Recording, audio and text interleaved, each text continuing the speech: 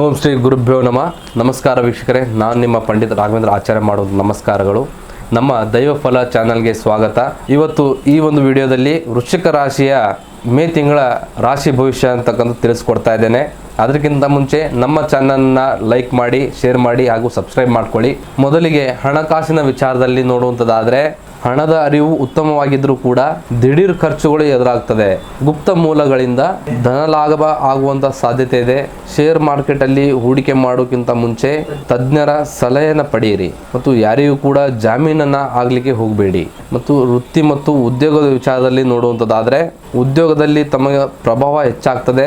ಸಂಶೋಧನೆ, ತನಿಖೆ ಮತ್ತು ಪೊಲೀಸ್ ಇಲಾಖೆಯಲ್ಲಿ ಒಳ್ಳೆ ಸಮಯ. ಅನ್ಎಕ್ಸ್ಪೆಕ್ಟೆಡ್ ಆಗಿ ವರ್ಗಾವಣೆ ಆಗುವಂಥ ಸಾಧ್ಯತೆ ಇದೆ. ನಿಮ್ಮ ರಹಸ್ಯ ಯೋಜನೆಗಳನ್ನು ಸಹ ಉದ್ಯೋಗಿಗಳ ಜೊತೆ ಹಂಚಿಕೊಳ್ಳೋಕೆ ಹೋಗಬೇಡಿ. ಇನ್ನು ವ್ಯವಹಾರದಲ್ಲಿ ನೋಡುವಂಥದ್ದಾದರೆ, ಕಬ್ಬಿಣ, ಯಂತ್ರೋಪಕರಣ ಹಾಗೂ ರಿಯಲ್ ಎಸ್ಟೇಟ್ ಬಿಸ್ನೆಸ್ ಮಾಡುವಂಥ ವ್ಯಕ್ತಿಗಳಿಗೆ ಲಾಭಯೋಗ ಇದೆ. ಸ್ಪರ್ಧಿಗಳನ್ನು ಎದುರಿಸಲಿಕ್ಕೆ ನೀವು ಹೊಸ ತಂತ್ರಗಳನ್ನು ರೂಪಿಸ್ತೀರಾ. ಪಾರ್ಟ್ನರ್ಶಿಪ್ ಬಿಸ್ನೆಸ್ ಮಾಡ್ಕೊಳ್ಬೇಕು ಅಂತ ಅಂದ್ಕೊಂಡಿದ್ರೆ ಅಂಡರ್ಸ್ಟ್ಯಾಂಡಿಂಗ್ ತುಂಬ ಮುಖ್ಯ.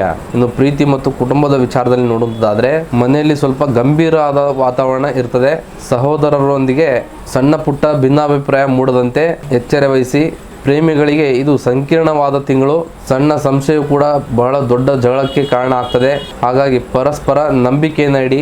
ಇನ್ನು ಆರೋಗ್ಯದ ವಿಚಾರದಲ್ಲಿ ನೋಡುವುದಾದರೆ, ಬಿಪಿಗೆ ಸಂಬಂಧಪಟ್ಟ ಸಮಸ್ಯೆಗಳಿಗೆ ಸ್ವಲ್ಪ ಎಚ್ಚರ ವಹಿಸಿ. ದೀರ್ಘಕಾಲದ ಕಾಯಿಲೆಗಳಿಗೆ ಶಸ್ತ್ರಚಿಕಿತ್ಸೆ ಮಾಡಿಸ್ಕೊಳ್ಬೇಕು ಅಂತ ಪ್ರಯತ್ನ ಮಾಡ್ತಾ ಇದ್ರೆ ಈ ತಿಂಗಳು ಯಶಸ್ವಿ ಆಗ್ತದೆ. ನಿಮ್ಮ ಕೋಪವನ್ನು ನಿಯಂತ್ರಣ ಮಾಡಿಕೊಳ್ಳಲು ಪ್ರಾಣಾಯಾಮ ಮಾಡಿ.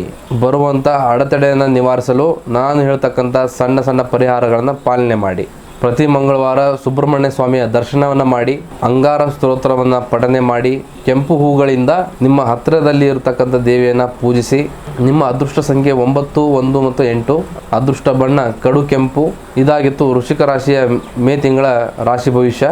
ನಿಮ್ಮದು ಕೂಡ ವೃಶ್ಚಿಕ ರಾಶಿ ಆಗಿದ್ದರೆ ಓಂ ಸುಬ್ರಹ್ಮಣ್ಯ ಸ್ವಾಮಿ ಎಂದು ಕಮೆಂಟ್ ಮಾಡಿ. ಈ ವಿಡಿಯೋನ ಲೈಕ್ ಮಾಡಿ, ಶೇರ್ ಮಾಡಿ ಹಾಗೂ ಸಬ್ಸ್ಕ್ರೈಬ್ ಮಾಡ್ಕೊಳ್ಳಿ.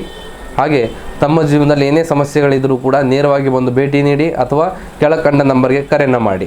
ಧನ್ಯವಾದಗಳು.